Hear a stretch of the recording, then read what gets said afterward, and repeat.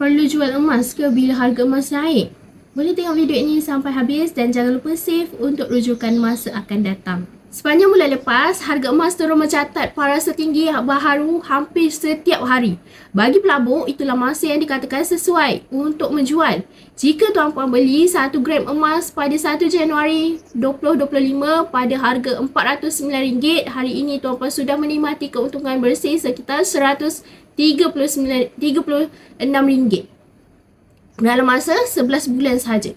Tapi kenaikan seperti ini bukan berlaku setiap masa. Dalam tempoh 20 tahun ada harga emas menaik dan ada harga emas mendatang.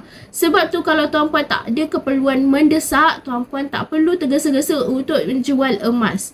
Simpanan emas lebih berkesan apabila tuan-puan letakkan matlamat simpanan sekurang-kurangnya 2 tahun ke atas. Bayangkan jika tuan-puan perlu gunakan duit ketika harga sedang jatuh. Tuan-puan mungkin rugi dari segi nilai, tetapi secara purata, harga emas tetap meningkat sekitar 10% setahun. Jadi, bila waktu terbaik untuk menjual emas? Jawapannya apabila tuan-puan sudah capai matlamat simpanan jangka panjang tuan-puan. Dan dengan ilmu emas dan kewangan yang betul, saya yakin tuan-puan boleh lebih berjaya dan dapatkan memaksimumkan keuntungan dalam simpanan emas.